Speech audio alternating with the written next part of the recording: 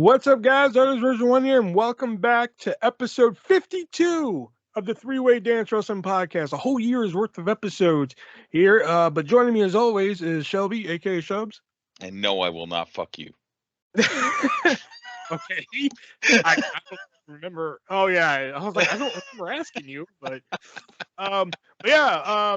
And Nick, still not with us. He'll be back with us next week for episode 53.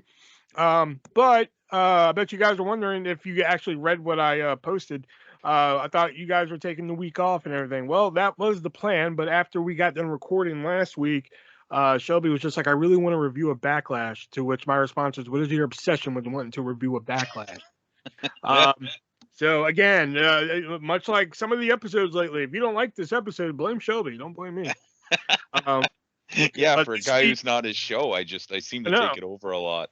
I know, right? You come up with I know, for the person that we got to keep happy and shit. So like, it doesn't just become me and Nick. You're like, oh, I have this idea for the pod. I have this idea. Like, yeah, that's what you got to do for the star. Oh yeah, okay. I've been on 52 of these, you know. Oh my god, I have to. You can't wait till Nick comes back. I know, yeah. But yeah, Nick will be back with us next week, and that will be our role-playing episode. And after that, we'll do WrestleMania Backlash. But tonight, speaking of Backlash, we're going to be reviewing the first SmackDown Live Backlash of the new brand split era, which, fuck you for making me have to watch this. Really? Oh, God, yeah. This is going to be different. Yeah. Some of it was okay. We'll get to it. But of course, we're going to play the games you love. It came from eBay, the 3-word dance. He said what? We even have a sports list of the week. But before we get to all that, we got to get to some news. And there's not a lot of it. But the first thing coming in like, whoa, I didn't see that coming news. Monday Night Raw, saw the return of Asuka. We saw another name change. That Tommaso Ciampa no more. Just Ciampa. Oh no. And on top of all that, we did see another return, which was Mustafa Ali. Okay. The same person who wanted his release back in January but was denied is now being brought back onto television and even defeated former 2-time world champion The Miz. So if they don't fuck up Ali this time, which I'm sure they will, but if for some reason they didn't, are you excited to see Ali back? Not really. I was never a huge fan of him anyways. Not that I hate him or anything, but I never really got it personally. Yay. But good for him, I guess. That's what I'm like. Apparently the story is that he left after an argument with Vince over Ali Ladin. Supposedly, allegedly. If he did that gimmick, it would have been different. I would have liked him a lot. I will say, he comes out with like a magic carpet on strings and shit. With a little fucking red fez on. The last pay-per-view he was in was a Saudi Arabia show, wasn't it? Yeah, I do remember liking that match and liking his work in it. Yeah. And that's it. Okay. And here's some Ali, he put up a good fight. Hey, speaking of fight, I forgot how to do the crazy segue. But speaking of fight, Drew McIntyre is actually in the news, but for different reasons, because former Saudi Arabia, what's the word I'm looking for here? Not component. What's the word I'm looking for here? I don't know. Person who wrestled in Saudi Arabia. Competitor. Competitor. Thank you. That's the word. Tyson Fury, the boxer, the Gypsy King. He's back in the news because apparently he's done boxing, which I didn't know that. But it looks like they're really pushing for a match between Drew McIntyre and Tyson Fury at SummerSlam. He's been talking about McIntyre's been talking about a match with him since after WrestleMania, wasn't it? Oh God, even longer. I mean, was it longer than that? Yeah. Yeah, before the pandemic. Okay. Because I think that's when they were going to do it. Before the pandemic, then the pandemic happened, and which I don't understand their reasoning for that. Side note, I know I'm getting off track from Tyson Fury here, but one of the rumors for the WrestleMania that they held in the Performance Center, apparently one of the rumors is that they were going to bring back the Nexus for a little cameo or something. Right. And they were just like, oh, we had to cancel that because of COVID. I'm like, why? That doesn't make any sense. Well, I guess they didn't want to have more people there that didn't really need to be there. But with Tyson Fury, I could see it being a thing where like he didn't want to do it during the pandemic, maybe. Maybe. Like, Yeah. I'm not leaving my house to get sick. Yeah, fuck it. You know? I'll Like go that have I a can couple understand, but boxing matches. like certain, like I've heard about certain plans. Like I think Vanessa Bourne, if anybody remembers Vanessa Bourne, she was supposed to be brought up to the Raw roster, and apparently, oh, she never could debut because of COVID. I'm like that. Yeah, I mean it obviously turns into a bit of an excuse sometimes. Yeah, like it just seemed. Oh, we cut this plan because of COVID. And I'm like, Yeah, but we're still going anyways, so like what's the difference? I don't know, but it's just a fucking person. Yeah. Anyway, Yeah. I mean, I just take it as a real kick in the head. Hey, speaking of kick in the head, You've used that one before. have I? Yeah, you have. Well, it actually makes sense here because Bret Hart is actually in the news. Oh yeah.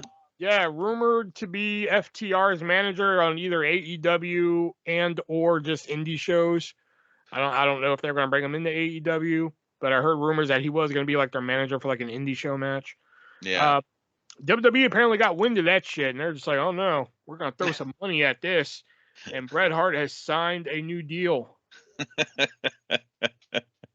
He's one of those ones too that like he's not gonna get taken advantage of like Flair or Big Show or Christian or any of them did when Randy Orton did that bullshit like fucking lights out and beat the shit out of them thing. So I could see him just being like, yeah, okay, you guys want to throw a bunch of money at me to not work? Yeah, I'll do that.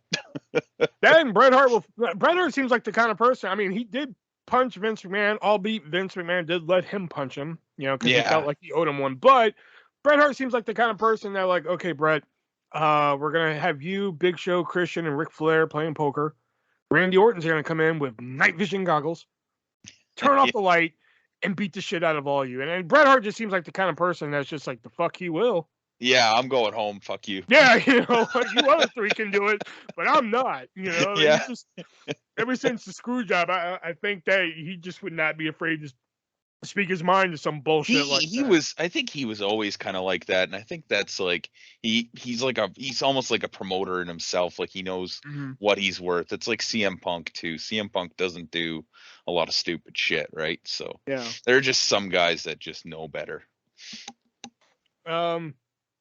Yeah, so don't expect Bret Hart to be walking through the Forbidden Door anytime soon. Hey, speaking of Forbidden Door, on last week's podcast, we mentioned that it was just rumored, that AEW and New Japan Pro Wrestling would be putting on a super show, so to speak. And it turns out that rumor turned out to be true because now we have AEW / or versus, don't know what they're going for here, New Japan Pro Wrestling, new pay-per-view, The Forbidden Door. Yeah. And now they've already started to integrate the New Japan guys into AEW. I mean, yeah, to Ishii or Ishii. Yeah, Ishii. That's Ishii. it. Yeah. He's been all over AEW and Impact, for that matter, if you've read the Impact spoilers. But AEW versus or New Japan, you excited to see this show? I'm not like angry to see it, but I'm not excited either. There's gonna be some cool matches, but I'm not like going out of my mind for it. Like I imagine a lot of their fans probably are. Yeah. I think they've integrated New Japan wrestlers into the mix, and it's like you already have a big ass roster, and you don't know what to do with half the people you have. So maybe you need to like kind of fix that before you want to do all this extra shit. It'd be different if they were like, I don't know, doing a conjoint show where it was like New Japan matches and AEW matches, but to have like a full on kind of war between the two promotions, I don't know. I don't think it's going to be a war. I just think it's going to be kind of like a better version of a Super Clash 3. Yeah, I guess. That's my guess here. And, speaking, since we have a little bit of time, speaking of their roster, Jack Evans, we mentioned last week, his contract will not be renewed, but he also stated that he will not be in the AEW video game coming out, which is called, have you heard the title of the game? No, I haven't. Oh, you ready for this? Oh, okay. The title, the official title for the first ever AEW console game, they've had their little mobile games and shit. but AEW Fight Forever. Oh my god. That is so cheesy. Why couldn't they just call it AEW Dynamite? Like, that would have been fine. But here's the thing, though. Jack Evans has said he's not going to be in the video game, but they're boasting a roster of 160 wrestlers in the game. Holy shit. So, like, who the fuck's going to be in this game if, like, they're not renewing contracts and people like supposedly Marco Stunt, Joey Janela, Jack Evans now are not going to be in the game? Like, where are these 160 people coming from? I mean, they own a shit ton of talent. And that is true. Especially with Ring of Honor now, too. But it's hard to say. But still, I would rather play, if fucking somehow AEW Fight Forever was a 160-player game, and I'm player 159, and I only have 2 wrestlers left to choose from, like Colton Gunn and Jack Evans, I'm gonna pick Jack Evans every time. Like so some of the names that they're keeping, I just don't see like, I can't wait to play him in a video game. I guess, yeah. Nobody's lining up to be Luther in the fucking video game. Or Serpentico. Yeah, well, yeah, probably not. Probably not. All right, so yeah, believe it or not, that was all the news this week. That's all I could find. Everything else was just like, reminiscing. Like, hey, remember that time DDP told Triple H to stop using a diamond cutter? Like, I've read this story before. Why do y'all keep posting this? Yeah, no shit. It's just because he recently talked about it again for whatever reason. But we're gonna move on to our games we like to play here. It came from eBay, and the 3-word dance might be a short one this week.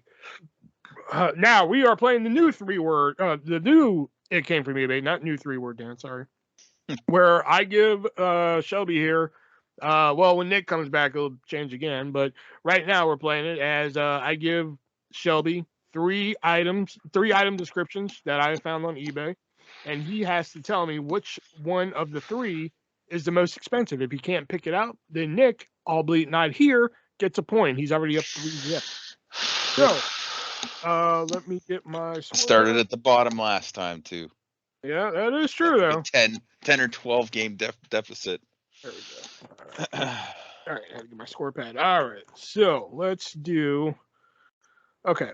So the first item is, this is a WWF 2000 menu from WWF New York. Now, unlike the Nitro Grill menu, not everything on the menu had funny little names. They only had like one like wrestling related name, and it was the Orient Express, and it was basically Asian. I think it was Asian flavored chicken wings. That was the only thing I really saw that was like, unlike Nitro Grill where they had pile driver pizza and shit like that. Theirs was kind of more like a bar, and WCW's was more like a restaurant, though, wasn't it? I believe so. Yeah, but remember, they also had drinks though too. Remember they had a wine. I mean, every restaurant has that for the most part, unless you're talking. Well, last time I went to Burger King, they did not have a wine list. That is not a restaurant. That is a fast food place. All right, so it is a. That'll be the next thing. AEW will open up their own version of Burger King. Oh my God, I'd be in. I would go. All right, so the WWF 2000 menu from WWF New York, the Stone Cold Steve Austin cookie jar. Yeah, you need a good place to put your cookies. You can just get a bust of Steve Austin. The head comes off, or like not the head, but like the chest up comes off, and inside are your cookies. And he's wearing his classic black vest and everything. Or,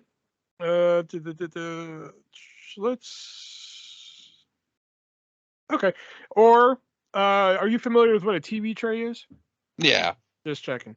All right, this is a WWF early 90s. I actually used to own one of these. I'm kind of mad that I don't have it anymore. But it's a WWF early 90s. It features the Big Boss Man, the Ultimate Warrior, Hulk Hogan, of course, and strangely, the Texas Tornado on a TV tray. It's like a metal TV tray, has WWF superstars on it in blue and everything. So which of these 3 items is the most expensive on eBay? Going with the TV tray. Going with TV tray. Ooh, wrong. Damn it. It is actually the WWF 2000 menu from WWF New York. Yep. Fuck. For $92.29. Wow. That is pretty unique at this point. All right. So your next three are, all right. This is a 1990 Ultimate Warrior drinking glass. Just, I mean, there's really nothing much else I can say about it. I mean, it's a drinking glass with Ultimate Warrior on there. Next up is a 1985 Hulk Hogan bookmark. Just features Hulk Hogan on there flexing and says, "I'll save your place." That's it. It doesn't really say that. It does. That's it really amazing. Does. And finally, the Buff Daddy Buff Bagwell T-shirt, an official licensed WCW T-shirt of Buff Bagwell that says Buff Daddy. Which one of these three items are the most expensive on eBay? Fuck. Don't think it's the bookmark. I swear to God, if it's the fucking bookmark, I'm gonna lose my shit. I'm gonna go with the T-shirt. Oh, you get one. Oh, thank God. Because the Buff Daddy Buff Bagwell T-shirt is going for $90. Wow. Thank God it wasn't that fucking bookmark.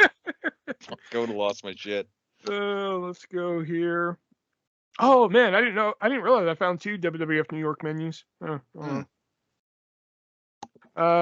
Let's go with, okay. This is your first one of the three. There's going to be 4. That's right, 4 1991 Hulk Hogan sealed toothbrushes. All it is it strangely I don't know if it was sun fading or some crap like that, but strangely the toothbrushes itself look pink, which I'm like odd color choice. But Yeah. the box is blue, and it featured Hulk Hogan on the front flexing, saying, "I'll save your space." No, but he was on the front of the box flexing. And speaking of toothbrushes, we have the Stone Cold Steve Austin kids toothbrush. This is where the handle was actually shaped like Steve Austin. Ah. Yeah, so it's one of those. They're not very comfortable to hold. Yeah. Or the 1999 Raw is War twin sheet and pillowcase, which features the likes of Stone Cold Steve Austin, The Undertaker, The Rock, and Sable. Well, in theory, the twin sheet and the pillowcase should cost more, so I'm going to go with that. Oh, you deduct that correctly. Yep. Ah, perfect. The pillowcase and twin set is going for the price of $40.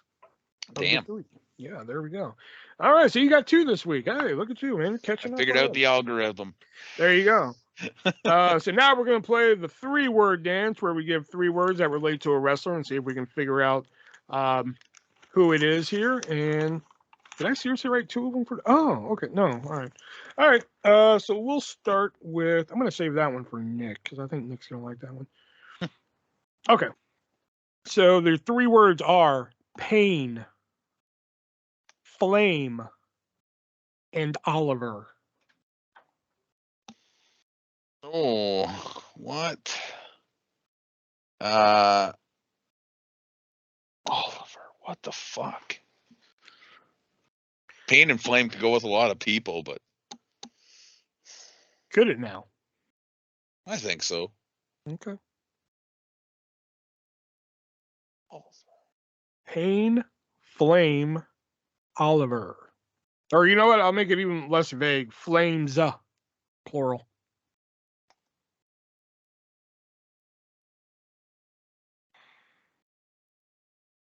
Pain, flames, Oliver. Booker T. No. Brock Lesnar. No. Kane. What? No.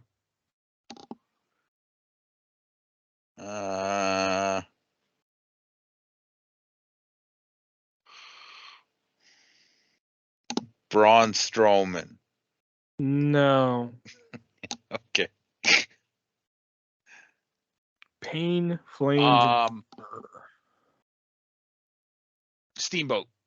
No. In the right era, though.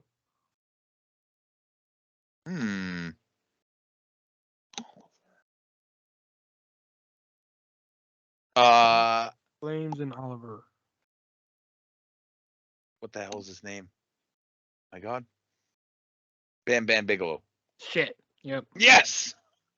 Oliver, because when he first came to WWE, his Oliver was Sir Oliver Humperdick.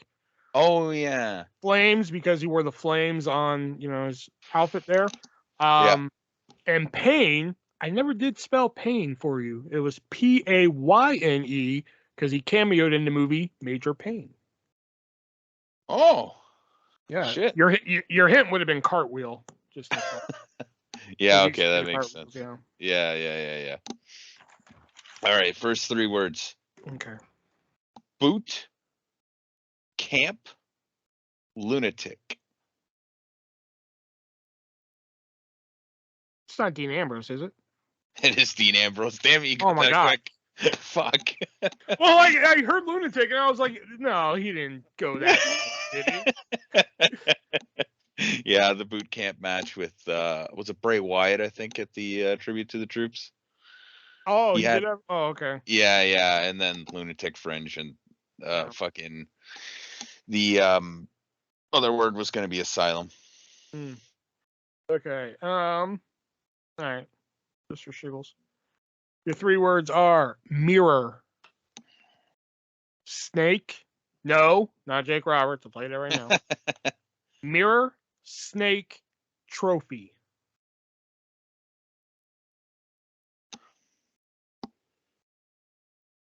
Mirror, snake, and trophy.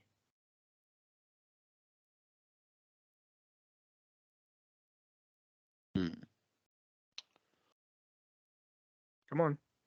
Huh. We're live now. Yeah, I know. Now I will say I wouldn't focus too hard on snake. It's only gonna fuck you up. Yeah, I kind of wasn't, to be honest with you. Yeah. Mirror, snake, trophy. Hint. Your hint being, we don't have Nick here to start listing off names. So I know. Fuck. Your hint being, oh man, I'm trying to think of a hint that just doesn't give it to you. Yeah. Andre the Giant.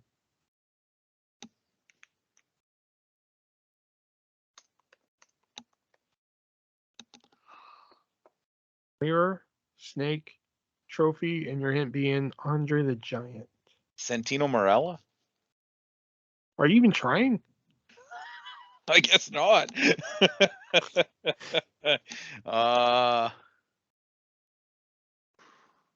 So now I'm thinking Battle Royal winners from that. But it's still, I mean, I guess I could just start listing them off. Cesaro. No. Big Show. No. Did Matt Hardy win that one? He won one, yeah. Okay, but that's not him. No. Okay. Baron Corbin. No. Oh, God. Is it bad that I don't know any of these? Mirror. Who won this year's? Madcap Moss. Madcap Moss? No. You're close, though. Huh. Who won last year's? Or was it?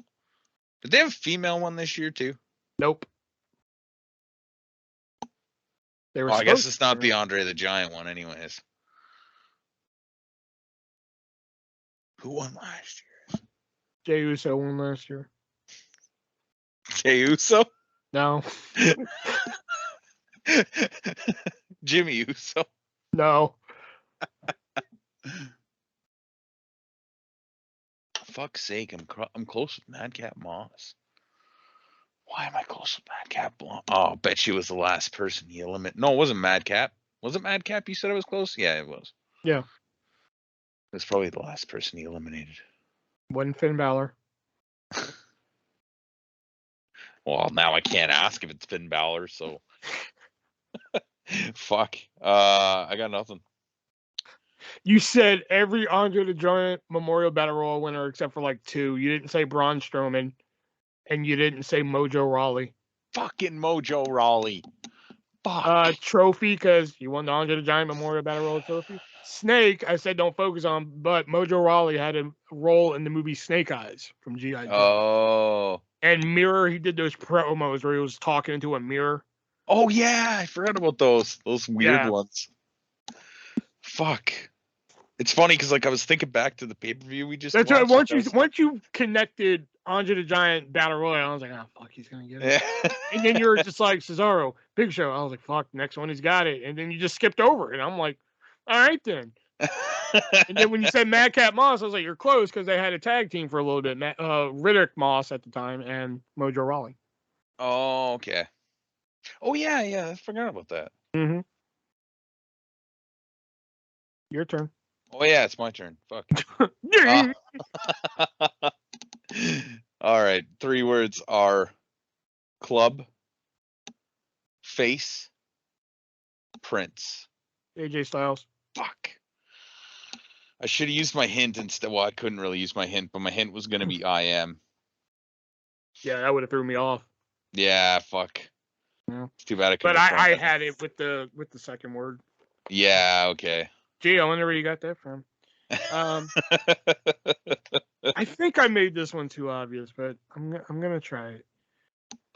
Your 3 words are live, leg, and squeegee. What? Okay, maybe not. Squeegee. Live, leg, and squeegee.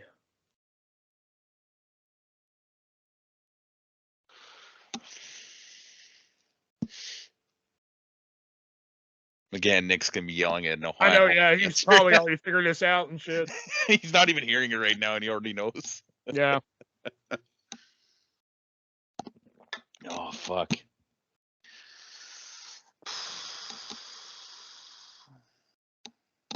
Live, leg, and squeegee. Are Canadians familiar with what a squeegee is? Yes. Okay, just checking.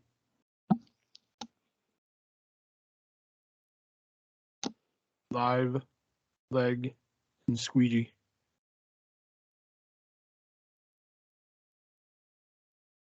Squeegee. What the fuck? Oh, hint. Your hint being power bomb.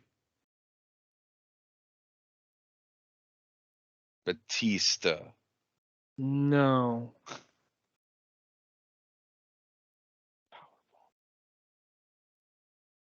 Live, leg, squeegee, and your hint being power bomb.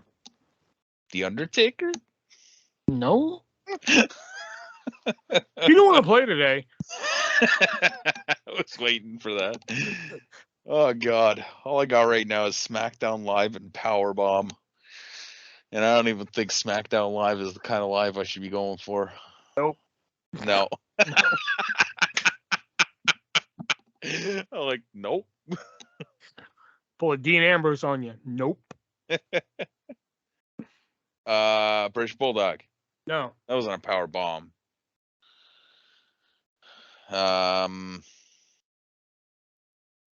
Kevin Nash. No. Close. Getting there. Razor Ramon. Nope. Big Show. Nope. Oh, fucking Sid Vicious. There you go. Yeah. Squeegee, because there's a story apparently like they were overseas or somewhere, and he got into an argument with somebody, so he left to go get a weapon, and when he came back, all he had was a squeegee. I don't think I've heard that one before. Yeah, they called him Squeegee Sid for a while. Yeah. Leg, because of that horrific leg break. Yeah. And live. We're live, pal. That was him. That was him. He was there. Yeah. Can we go again? We're live, pal. Oh. All right. Final three, and I'm thinking you're probably going to get this one really quick too. Rough, Killer, Zack Ryder. Nope. Oh, okay. Rough, Killer, and what? Odd. Rough, Killer, and Odd? Yeah. God damn it. Is it Randy Orton? It's Randy Orton. God damn it. RKO, you motherfucker, man. I had to get one in before Nick came And back. I wasn't even paying attention to that at first. I was like, Rough, Killer. And I wrote them down, and then I look at the letters of I just happened to look at the words, and like I capitalized RKO. And I'm just like, motherfucker. Oh, fuck, that was good.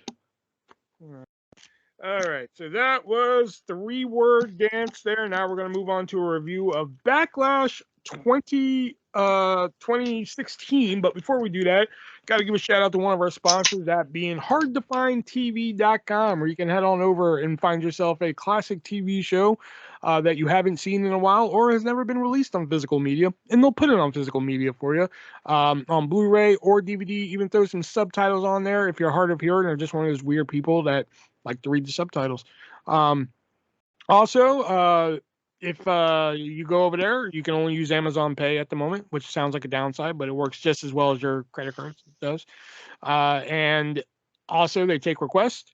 So if you're looking for something specific or in particular, is what I was really trying to say, then email them. They're more than happy to facilitate any kind of request they get and put it on a disc for a reasonable price. And if the price just isn't reasonable enough for you, you can use my checkout code, our checkout code, ARTIST, ARTIST at checkout, and save 15. That is 15. Save 15% on your purchase. Over thousands of titles to choose from, and as I like to say, if they don't have it, you don't need it. Hardtofindtv.com. Use checkout code ARTIST, save yourself 15%. All right, so let's get into it here. Backlash 2016, the first of the new brand splits pay-per-view only show, which did not last very long. The commentators being David Otunga, Michael Cole, not Michael Cole, sorry, Mauro Ranallo, and JBL. Took place in Richmond, Virginia at the Richmond Coliseum. I've actually been in that Coliseum. Yeah.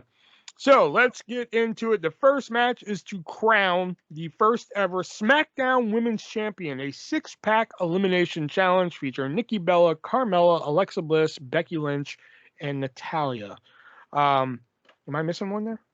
Oh, and Naomi. Yeah. First thing I wrote down was I miss Nikki Bella. Fine piece of woman right there. Yeah. Nice Matrix by Lynch. Like Lynch kind of like Matrixed out of a pinfall. I thought that was pretty cool. I like the flash kick from Nikki Bella. That was pretty good. Oh yeah, Naomi did a full Nelson anus buster type of move. I call it the anus buster because I mean you fall right on your ass. I mean, yeah. I forgot who did it. I forgot to write down who did it, but the double eat the feet. Like they put both feet up and hit him with that instead of one foot. I thought that was pretty cool. I think it was Naomi now I think about it. I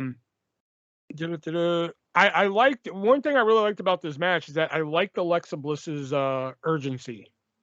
Yeah. Like she could tell this was do or die. Yeah, you know? She was pretty good even back then, like rewatching this match for the most part. Nice springboard to the floor by Naomi. The powerbomb blockbuster combo I thought was really cool. There was a spot in this match. I forgot who threw her, but Naomi is thrown into the ropes, and instead of, bouncing off the ropes, she then decides to do a header over the top rope, skin the cat back in, which I'm just like, was that necessary? That irritated the piss out of me when I saw it. I was like, was Naomi flipping over the rope needed? Yeah, really. And then it was about that time is when I noticed that like Becky Lynch has barely been even in the match. Yeah, she was not in a lot of it. Yeah, there was a lot of Alexa Bliss actually. Yeah, a lot of Alexa Bliss, a lot of Natalya. She gets first eliminated. You see, here's a funny story with that. back when they did New Year's Revolution, it was the night Edge first cashed in and shit. And Yeah. it was in that Elimination Chamber, it was Kurt Angle, Shawn Michaels, Carlito, Chris Masters, John Cena. Right. Somebody else, I think. I can't remember. Shelton? I don't know. No, it wasn't Shelton. But anyway, the point of the story is that, like, when I first saw that match on paper, I was just like, well, damn, I already know how this match is going to go. It's going to go, Carlito, then Chris Masters, then Shawn Michaels, then Kurt Angle. Like, what the fuck? Yeah. The funny thing is, it was actually reversed. Kurt Angle was the first one gone, then Shawn Michaels, then Masters, then Carlito. Right. And the same thing happened here. Like, when they announced this match, I was like, well, fuck, what's the point? It's just going to be Alexa Bliss. Then, it's going to be, it's going to be Carmella, then this one, then this one, and this one. And I nailed the reverse order. Yeah. So I always found that kind of weird. I thought the finish was, I understand it's a 6-pack challenge. You got to get rid of people. I thought the finish was really quick. Like, we went from having 6 to 3, and we went from having 3 to 2 really, or 4 to 2 really fucking quick. They really should have spaced it out a lot better. Honestly, I think somebody should have been eliminated within the first minute. It was just, there was too much going on. See, I don't think the first minute. And I think, if you're trying to build up this title as like one of the most prestigious things on SmackDown. So like, you put, instead of having a tournament, you put 6 ladies in a ring and just say, have at it. Well, it worked for the 24/7 title. Yeah, that's about as good as this belt is now. But I mean, despite the finish and everything, I did find myself kind of enjoying it and shit. I mean, man, I miss Nikki Bella. 3 stars. Yeah, looking back, the match could have been better, but it could have been worse too. There was it was more believable than a lot of the multi-person matches they throw on now, where it's like just a bunch of weapons and a bunch of like crashing and burning. There was only like a select few amount of like people jumping over the top rope and like dives and stuff like that. So I kind of enjoyed it for what it was. I probably enjoyed it more when I watched it. I could have swore to you though that Bliss was like the last one to get eliminated. Nope, it was Carmella. Yeah, and I watched this one. Me too. I actually watched it. So this is like the first pay-per-view that like we're retro reviewing that we actually watched when it came out. Yeah. And this was like when I first came back too, because I started watching in that summer after the brand split. So it's kind of cool to see this one again. But I gave it a 2 out of 5. 2 out of 5. Coming up next year is the Usos taking on the Hype Bros, which here's a fun game you guys can play at home. Drinking game. Whenever you see somebody who is not employed with the company anymore, take a drink. But yeah,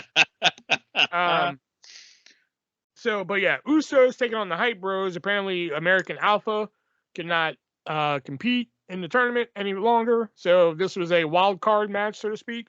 The winners take on Heath Slater and Rhino later in the night. But nice slingshot splash from Ryder. The missile dropkick from the apron that Ryder did. I thought that was different.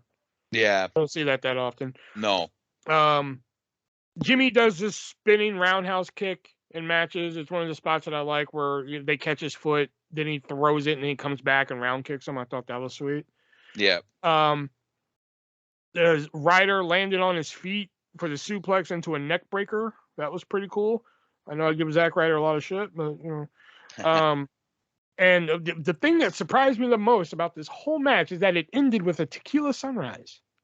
Yeah. It was when I first saw it. Like, again, I should say, like when I had to sit down and watch the show for review purposes. When I saw this match coming up, I was just like, oh fuck, here we go. But it was actually better than I anticipated, so I gave it 3 stars as well. Yeah, I enjoyed this one too. I love the football stance by Mojo when he was like, at the beginning. Yeah, and he was doing the side rolls and shit. That was really cool. They were a much better tag team than I really remembered. I just never really cared for the gimmick. And the funny thing is they hated each other too, on top of all that. Yeah, really. I love the Usos, and this is when they first started their big heel run. Yep. I actually prefer this music as them with heels than what they use now. I don't know why. I always do. Oh, you're Cool not match. down with day one ish. Yeah, Okay. it's boring and like I don't know. I don't want to say overplayed because I mean it gets played every fucking night just like any other song. But The way I feel about that one is the way I feel about Mark Henry's "Somebody's Gonna Get Their Ass Beat." yeah. Yeah. That one at least has more lyrics too. I was actually listening to that. I was showing my buddy that song the other day. But yeah, I enjoyed this. This is actually a nice tag match. I gave it a 4 out of 5. Wow. Yeah, there's a lot of nice work from the heels and nice work from the baby faces, hot tags, all that Yeah, stuff. good hot tags. Yeah. Yeah. Before And we this get is to the next match, okay. Rhino and Heath Slater backstage. Yes, I forgot to write that down. I wanted to mention that. Yep. Did you see Rhino's shirt? Yeah, vote for Rhino. He'll fight for you. I fucking love that shirt. That was the best part of the whole thing. The rest of it I fucking hated. Oh, I was about to say. I mean, like, it was a bizarre promo, It but was. like, it was just like, yeah, we're gonna win tonight, baby. Woo, one man band. All the Heath Slater mannerisms, and then it was just this weird thing of just like, okay, we're off camera now. All right. Oh God, I actually gotta take a shit. Yeah, it was like, okay, poop's funny, I guess. Like, God, it was But then terrible. after that, the show really starts to go downhill, in my opinion. Really? Yeah. Holy shit, okay. So the next match is The Miz defending the Intercontinental Championship against Dolph Ziggler. And this was after that now famous promo Miz gave against Daniel Bryan, which it's Yes. funny that we're reviewing this show because I think like 2 weeks ago, I was like sitting on the shitter and I was just like, I really want to watch that promo right now. Yeah. This Miz just going off. But I mistook this for another match because I thought this was the match where they had to get submissions in like a certain amount of time. I'm kidding. I was gonna say. No, I actually thought it was the one where like Dolph Ziggler put his career on the line against Miz. I think that was the next pay-per-view at Extreme Rules. Oh, okay. So that kind of took me out of it right then and there. But it was I understand, sometimes it can work, sometimes it doesn't, but like the rudimentary wrestling shit at the beginning, I'm just like, fucking get on with it. Little hold here and there, reversals and shit like that. Like, come on, get on with it. I noticed that the Miz doesn't do that clothesline that much anymore. The one in the corner. Oh yeah. No, he doesn't. Do it that much anymore. Yeah, I missed that. Hmm. Dolph was just spamming the drop kick. Yeah. That's another fun game you can play. Fucking whenever he does a drop kick, take a drink.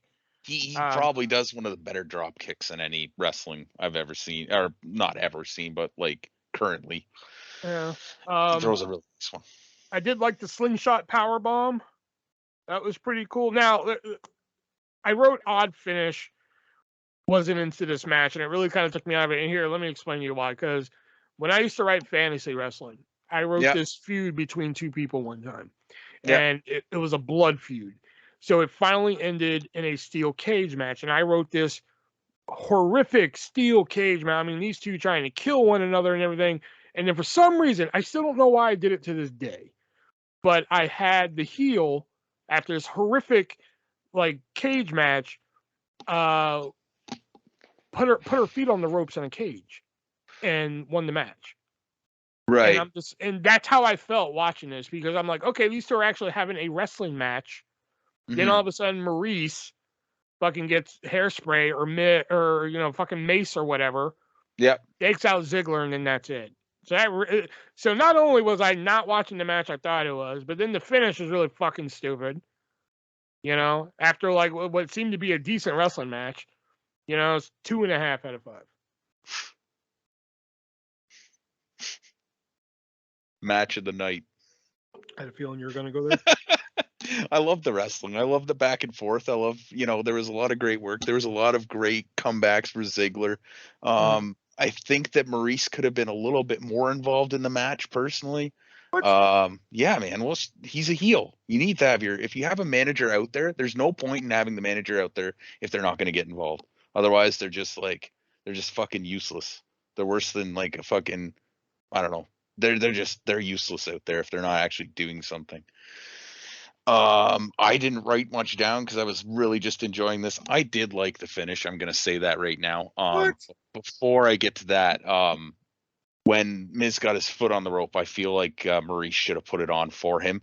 It would have sold me a little bit more on Dolph Ziggler, like wanting Dolph Ziggler to win and all that. I thought the mace added again, is just a heelish tactic that was really good.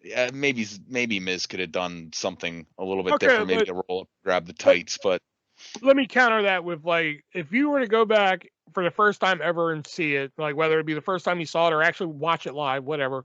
But if you saw Ric Flair and Ricky Steamboat wrestle 57 minutes, and then like at the 58-minute mark, Ric Flair like thumbs an eye, or fucking, one of the horsemen run out and spray hairspray in Ricky fucking face, and then Flair win, wouldn't you be a little pissed? I mean, yeah, that's the purpose of it. I mean, like, no, I mean pissed from like a fucking like, not from like oh, he's a bad guy pissed. I mean like fucking that's how you end this? I mean, if you're looking at this the way that you're technically supposed to, there's no designed finish. This is just happening. So if you're looking at this and you're looking for a baby face and a heel, like how much more of a heel can you be than having your female manager come in and spray him in the face? How much less of a man can you be? But then you shouldn't have Miz wrestle so confidently in that match then. He should Why have not? He should be confident. He should have played the coward like they were playing up and shit. Nah, he didn't need to cower any more than like, like I think they did it one time in the match where like, Miz backs into the ropes and fucking, hey, get him off me. Yeah. But like he could have did that more. He could have, like, every time he was getting his ass handed to him, like, get to the corner, put his head through. Then if Maurice would have did what she did, it would have made more sense. But like to have Miz go out there and wrestle such a competent match and everything, where he seemed in control for most of the match, just for a fucking hairspray or a mace, whatever the fuck it was, to be the finish, then you've negated the whole fucking rest of the match. See, and that's where I would say that, like, Ziggler, I can't remember what move it was. Did he hit the zigzag on him when Miz got his foot on the rope?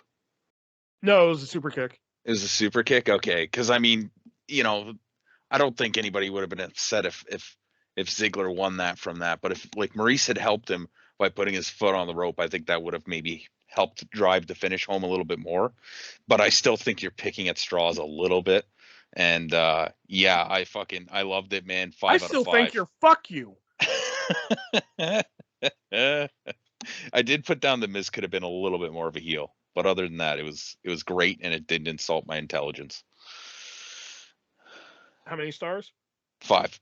That's what I thought. 5 out of 5. But believe it or not, this was not the worst match of the night for me. Oh, God, no. Coming up next is supposed to be Bray Wyatt taking on Randy Orton. But Bray Wyatt attacked Randy Orton backstage earlier, taking him out. So he forces the ref to do a 10 count to solidify a forfeit, which I'm just like, wouldn't that just be a count out? Well, it doesn't really make sense because he never entered the ring. That too. Right. Yeah. But, Swerve. Oh, yeah. Speaking of Swerve, that's what Heath Slater said in that promo when he was just like, oh, we're still live? You've been swerved. Oh, yeah. But instead of Randy Orton, we're going to get a no-holds-barred match with Kane as the opponent. And first thing I wrote down tells you how into the match I was. Man, I miss Mara Ronaldo. Yeah. I miss cult leader Bray Wyatt, too. I do like Bray's crossbody, where it looks like he's just hurling a motherfucker at a motherfucker. Yeah. Nice DDT on the chair by Kane. I thought that was good. And Bray Wyatt hit a hell of a clothesline on the floor. The senton through the table was cool. You thought I hated the finish of the last match. I hated the finish of this one. Yeah. Worst match of the night, 1.5 stars. Yeah. I'm going to read you basically the only notes I took. The ring bell is not a wrestling hold. Steel chair is not a wrestling hold. Tables are not wrestling holds. And outside interference is not a wrestling hold. But it's uncensored, baby. It's not. Jesus Christ. Fuck that bullshit match. 0 to 5. Damn, you're more generous than me. Yeah. I should say. Yeah. It was everything I hate about, like, it's just fucking death. I had But a it feeling wasn't that's where really. you were gonna go when I was watching the match. Yeah. You know, like the holds, but like again, here's like a little backstory.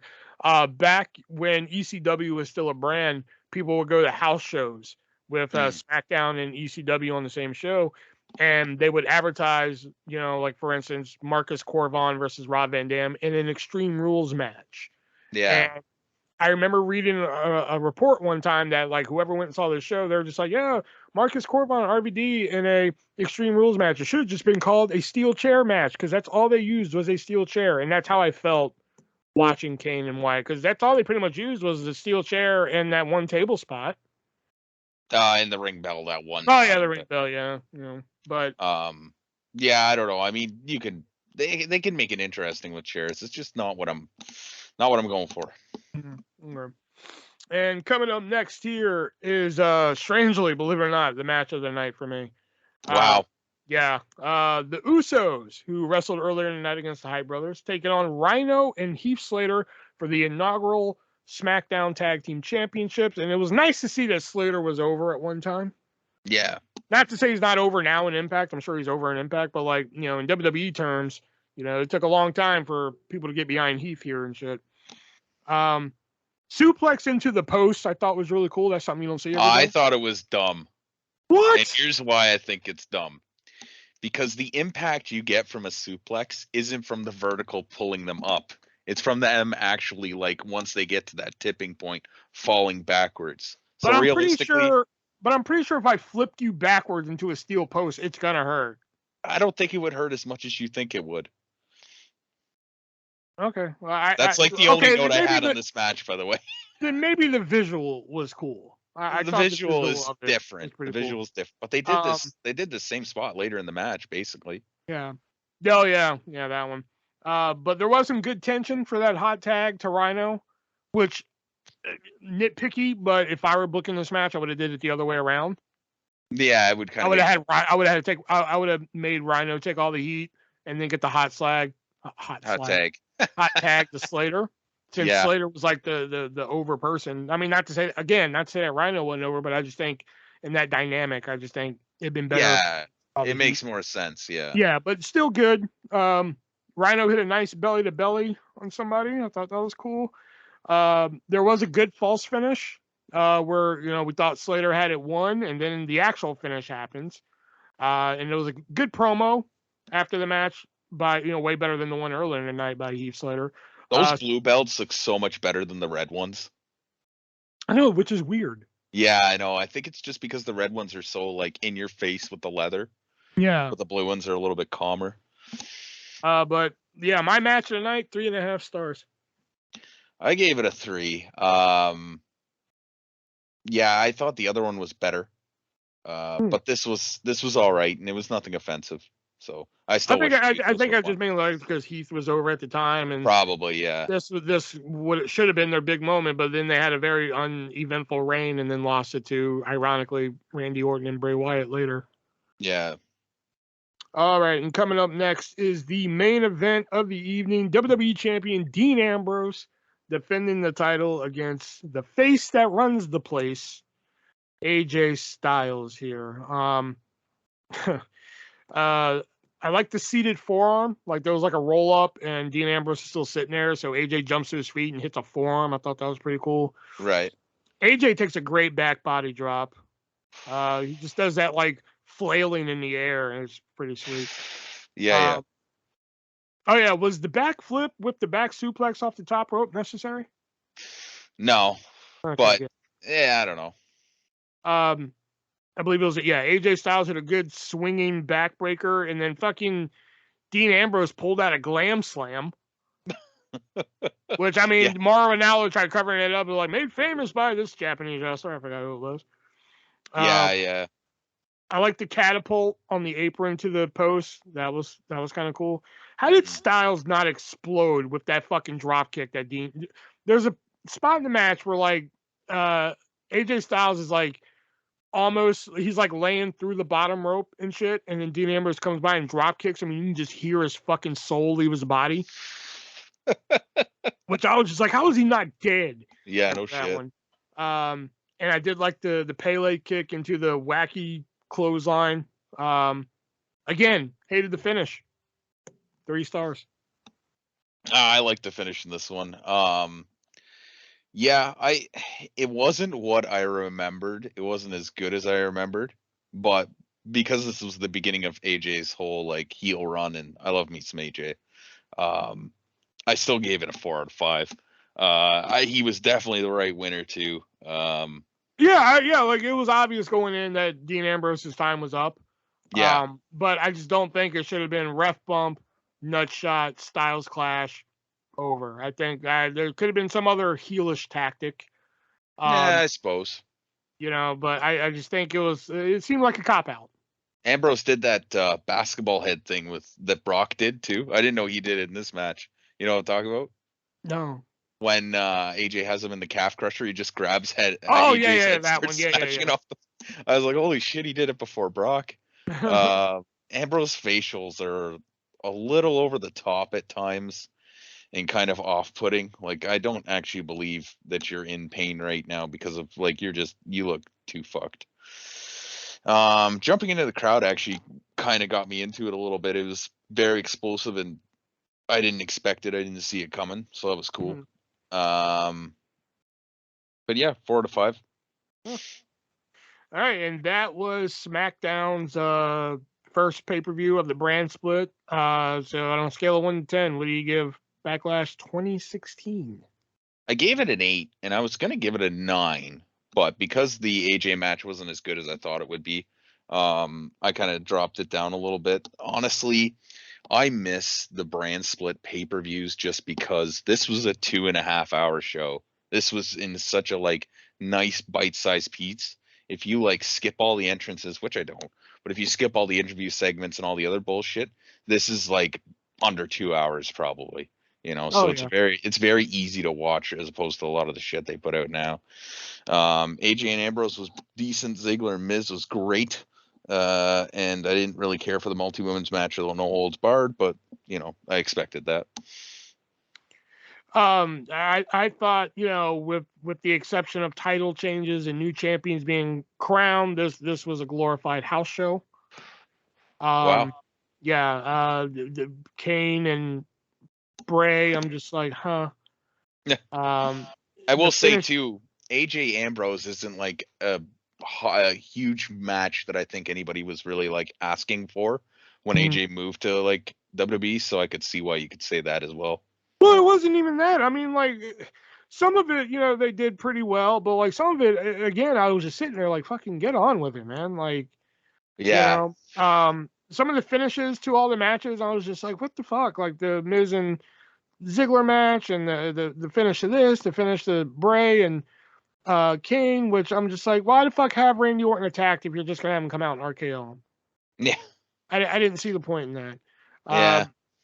So I did have this as a 5, but my gut was telling me don't give it the same score as Uncensored 95, so I gave it 5.5. Oh, Yeah. So slightly better than Uncensored. Yeah, but at least Uncensored, like fucking, there was now if Usos took on Rhino and Heath Slater and they ended up in the concession stand fighting, then yeah, I'd probably get like a 10. Oh, what about Bray Wyatt and Kane? Oh my god, no. This was like starting to be the downfall of like the downward spiral of Kane at this point. Like, wow, he was pretty much done anyways, right? I think he didn't do much after this. Well, he had that reunion with Team Hell No. He did a couple little things after this, but this was like, to me, it was like this is the beginning of the end. Yeah. But yeah, 5.5 here, and damn, I didn't get a wrestling fact of the week. Oh well. But before we get to our Sportster list of the week, no, you know what? We'll do that later. We'll do the shout out later. All right, so let's get into our Sportster list of the week, which it's gonna be kind of funny considering some of the stuff we've talked about here. But the list is 10 unscripted wrestling moments that were totally embarrassing. So here we go. Number 10, Shockmaster's debut. Yeah, I'm actually shocked that this isn't number one. No pun intended. Okay. The Shockmaster was supposed to make a dramatic entry by breaking through a drywall, but he tripped on a piece of lumber and fell forward with his helmet falling off. The segment still remains as one of the most embarrassing debuts in history. That poor man. That poor man. I think we mentioned this before, but here's a wrestling fact of the week. You know, after that incident, they tried to make that part of his gimmick. Yeah. Like him tripping and falling and shit, but it still didn't work. I wonder why. Number 9, Riddle forgets his lines. You remember that segment he had with Oscar? Yeah. I mean, it was embarrassing, but he made something out of it, and Vince actually liked him more for it. Yeah, exactly. So I don't know what I'm saying, and just scoots off. Oscar's just like, what? Oh, fuck. Coming in at number 8, which I don't understand why this is on here. It is the Dean Ambrose. Nope. What is that from? It's when the Shield first debuted after powerbombing Ryback through a table. Michael Cole had an interview with him, and he's just like, "Are you associated with CM Punk?" And Dean Ambrose just looks at him and goes, "Nope." That's good, actually. That's what I'm like. I'm surprised they're on here, you know, as like an embarrassing moment. Yeah. You know? Number 7, we're live, pal. That's a good one. That's one of the 2 embarrassing moments he endured on live television was at In Your House pay-per-view in May 1995 during a backstage segment with Jim Ross and Ted DiBiase. Midway through the segment, Sid seemed to have stumbled upon his lines and plainly asked, "Can we do this again?" To which JR responded with, "We're live, pal." You mean Mean Gene? No, Jim Ross. I thought that was Mean Gene that said, "We're live, pal." No. Oh, what the fuck? No.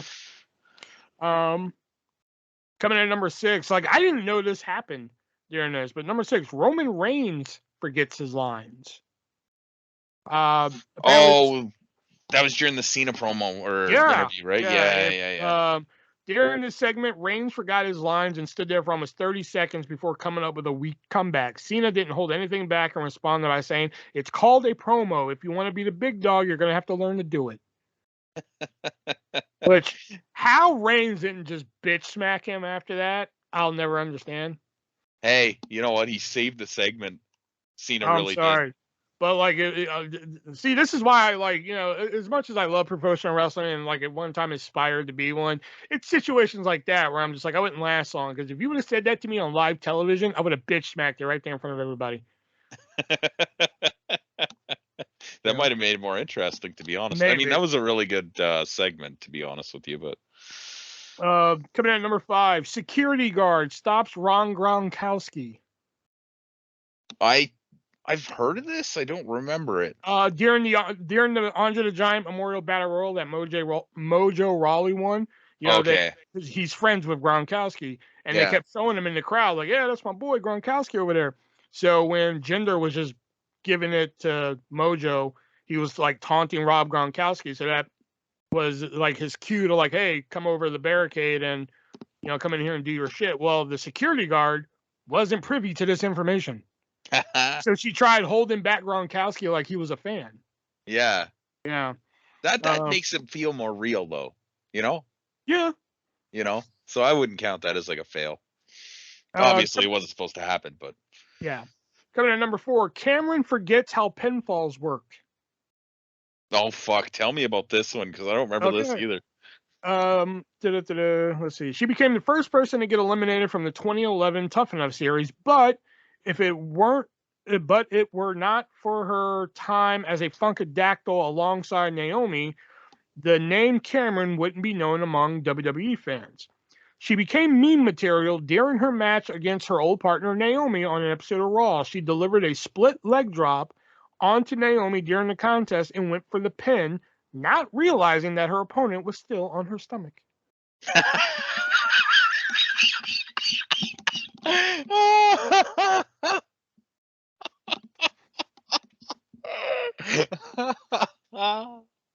No wonder why she doesn't work there anymore. Holy fuck. Jesus. Coming in at number 3, I think we can agree with this one. The exploding barbed wire death match from AEW. Yeah. You mean the sparklers? Yeah. Coming in at number 2, the Royal Rumble 2005 botch, where both Batista and Cena go over the top rope and miraculously land on the feet at the same time. Batista still landed first. You think so? I do. I have watched that so many times. I do. I think he landed first. But I mean, it was very close. Any guesses as to what number 1 could be? Oh, fucking God. Think about an embarrassing moment that happened on live pay-per-view, and that was bullshit. Fuck, there's so many. Could it be the Kate Vick storyline? Something to do Jeff with that? Hardy versus Sting. Oh, fuck. Victory Road 2011. Yeah. Yeah, that was a bad time. It was really bad. I think weren't we watching that with Alex? I don't think I was. I really don't think I was. I could have swore we all were. You might have been, but yeah, yeah, that's what we're all watching that night because we're just like, what the fuck happened? What's happening? Yeah, and Bischoff coming out and telling him what's going on, and then Sting being like, "Yeah, I know this is bullshit." Yeah, and Sting's like, "I agree." Yeah. When the fans are chanting bullshit, I agree. Yeah. Shit like that. Yeah. All right, so that was our Sportster list of the week, and man, we're just flying through this episode, man. Mm-hmm.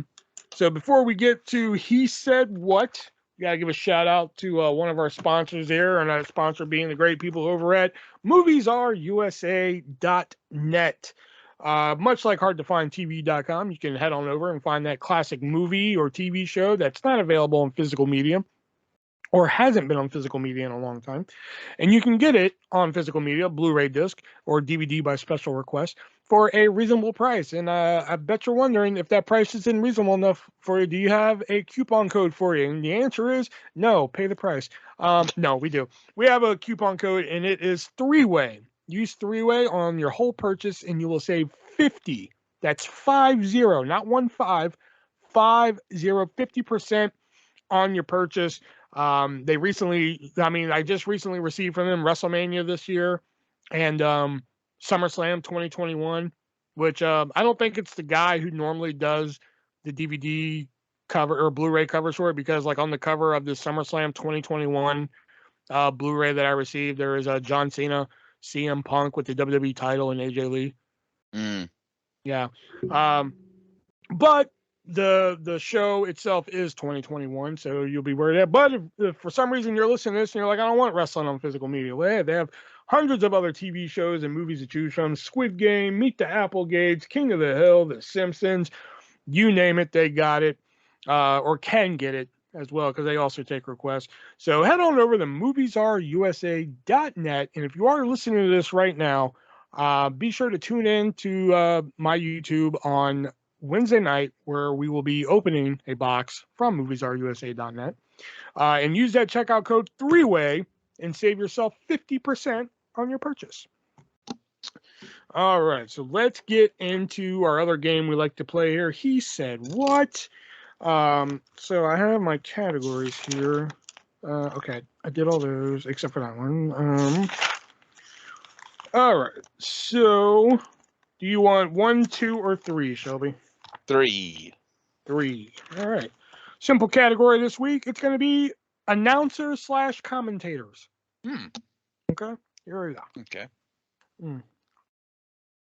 I heard Justin Roberts. Justin Roberts. Yeah. All right. I heard Mike Tenay. I Allen. Mark Madden. Oh shit, you got that one. Damn. All right.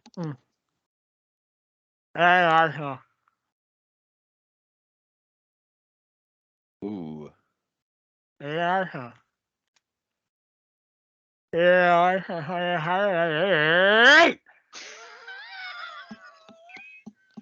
I swear I just heard Tony the Tiger's great. Not like literally that, but great. Did you now? Yeah. Very awesome. Now I'm hearing Johnny Knoxville. What? Now I'm hearing Johnny Knoxville. Yeah, I heard you. I didn't say that. Okay.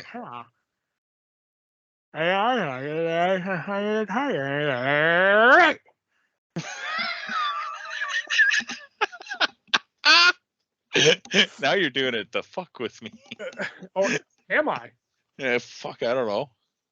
Lee Marshall, who was the voice of Tony the Tiger. There, girl. Oh my god.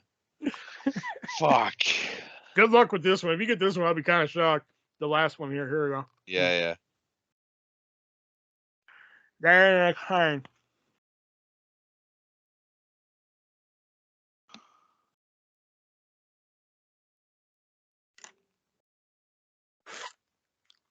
Say it again.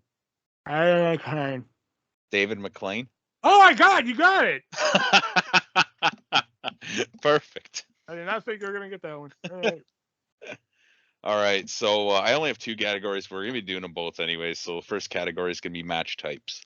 Okay. All right, rapid fire. Here we go. That is okay, Gary. Duchess of Queenberry rules. Close enough.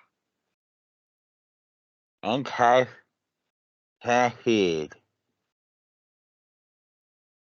What was that? Okay. Heed. Bunkhouse Stampede? Touch it. I hear customer. Say it again. Casket. Oh, casket match. That is yes. Do what? That is yes. Lions Den match. All right, one, two. Oh, there's one more. Oh, my bad. yeah. Texas Death Yes. Texas Death Match. All right. Yeah, that was only 4. So then. Oh, yeah, my bad. I thought it was 5. No worries. 1, 2, or 3? 2. 2. All right. Stables.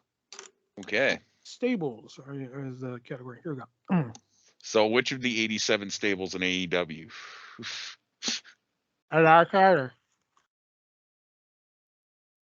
Oh boy. I like her. The high hand. I her. Lion. Honey.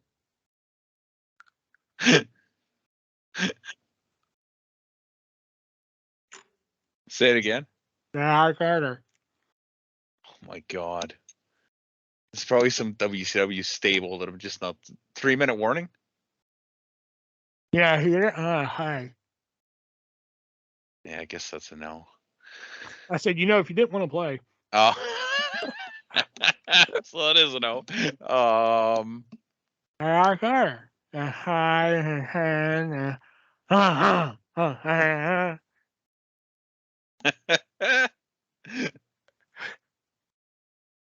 got nothing. Hey! Tony the Tiger. No. That time I did it to fuck with you. Yeah.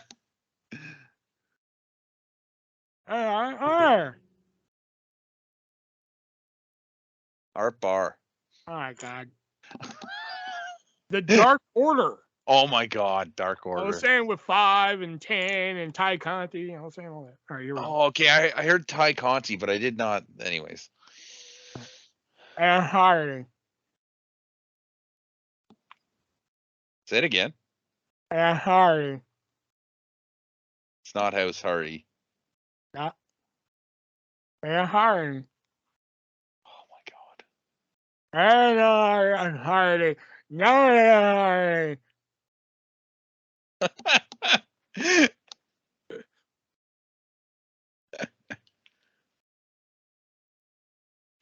Hot.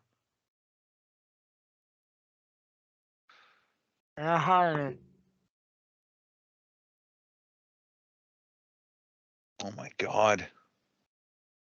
I got nothing again. The Authority. Oh my god. The I Authority. keep thinking tag teams for some reason. Fuck, I gotta. No, Stables. Yeah, I know. All right, here we go.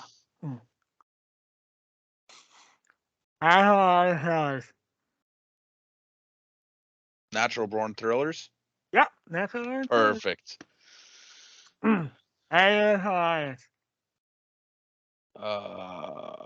Something Alliance.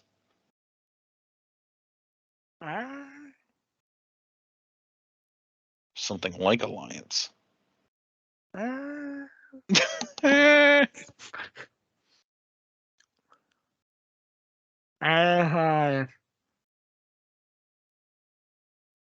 Dangerous Alliance. There you go. There we go. And the last one.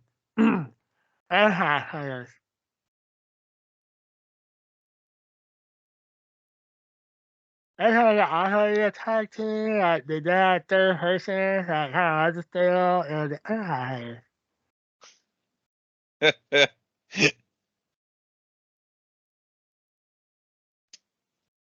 Again? I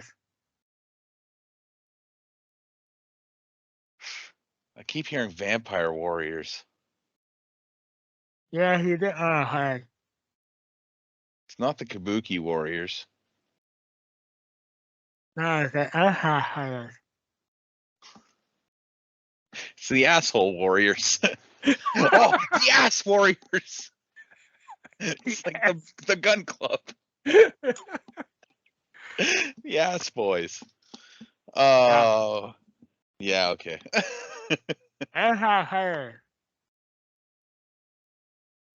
Okay, now I didn't even Warriors that time, so.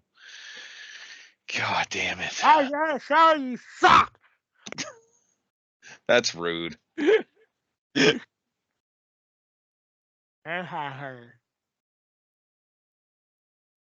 got nothing. Impact players. Oh, fuck. I was saying they could technically be a tag team, but since they had Dawn Marie, they were technically a stable. So. Yeah. All right, my second and last one is catchphrases. Oh, shit. Ha. Oh, sorry. All right. I'm back here. Calling here. I'll see you when I get there. Yeah. I'm good here. I'm calling to get you. Step right up. What? One more time. I'm calling to get you. Something to get here. I'm here and I'm calling to get you. I don't know. I got nothing. I'm the boogeyman and I'm coming to get you. Oh, okay. That was good. That was good. I'm getting the hang of this now. Hi, yeah. Sucker. I got 3 words for you. Suck it. No. I got 2 words for you. Suck it. No. Huh? Hi, yeah. Sucker. Can you dig it, sucker? You got it. I am sure I see. Huh? I am sure what I do. Something is what I do. Oh, and that's what I do. And close. And that's how I do. No. I am sure what I do. That's what I do. No. What the hell? I and the SNR are what I do. I'm hearing like this is ASMR, and that's what I do. You got the ending of it. I and the SNR are what I do. I am. Chris Jericho, CM Punk, they love Jesus. I am Chris Jericho, and that's what I do. No. I and the rest of the world are what I do. But fuck it, I don't know. I am the best in the world at what I do. I'm the best in the world at what I do. Jericho and CM Punk both. I had Mark Henry on the brain because that was his catchphrase. Well, that's what I do. Oh, That's why I was stuck on fucking Mark Henry. I'm like, that's it. Like, why are you fucking with me? All right.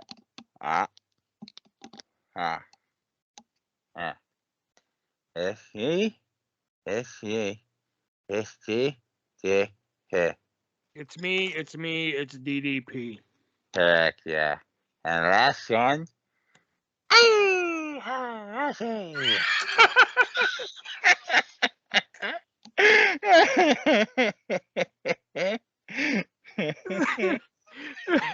got 2 words for you. Suck it. No.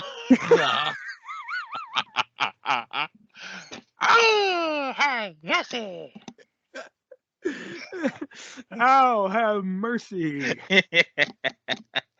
Yeah. All right, so that brings the scores to Nick. Since he hadn't been here in 2 weeks, he's still got 10. Shelby now has 18. And I have 10, 15, 20, 25, 26. Damn. And Nick, or no contest, has 18. No contest whipping the shit out of Nick. Yeah, which is odd for him, you know. Yeah, well, no contest is showing up, you know. Yeah. Vacant. We love you, Nick. Showing up, you know. Naked? Vacant. Oh, okay. Vacant is showing up, you know. Yeah. All right, now it's time to talk about our vintage pick of the week, which is usually a match, a show, a segment, a commercial. It could be something wrestling related, or not wrestling related, really, or roundabout wrestling related, that we think you should go out and watch. So, Shelby, what is your vintage pick of the week? You know, the only thing I didn't get ready for this fucking show was vintage pick of the week. Wow, we've only done it for 52 episodes. This is the first time I've ever done this. Oh, fuck. You know what? I'll just throw in one. I don't think I've talked about this match before, and I don't think it's been a vintage pick. So I'm gonna go with AJ Styles and Shinsuke from Wrestle Kingdom 12. I think it was. It was either 12 or 13. I'm pretty sure it was 12. The best. Was that the one where they had like a time limit and they had to get like submissions? Like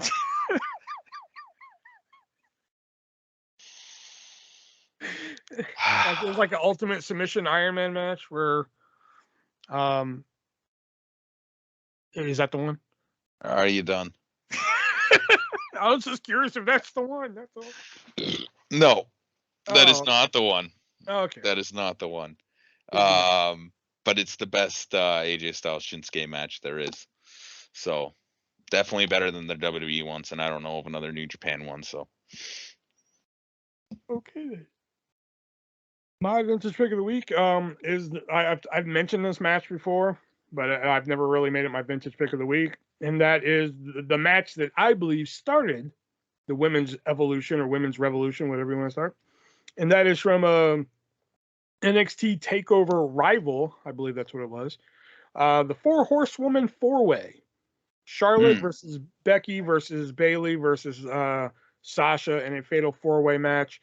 It was the first NXT Takeover I ever watched, and this match was it was phenomenal. And then after that is when women's wrestling and WWE really started to try and, take off. And people were like, oh, well, Bayley and Banks at Brooklyn or this match or this moment. I always think it's this one right here. That was the catalyst of it all right there.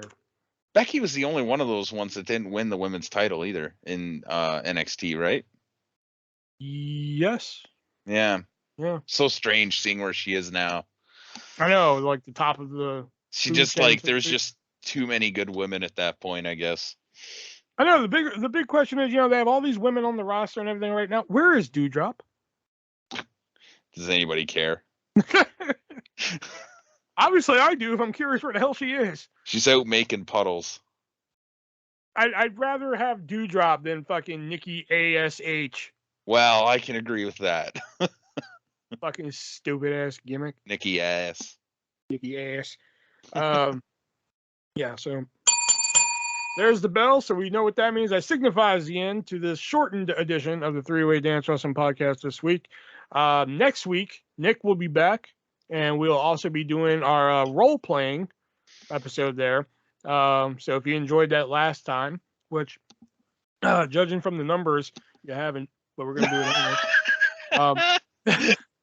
But we're going to do it anyway because we had fun doing it. We did.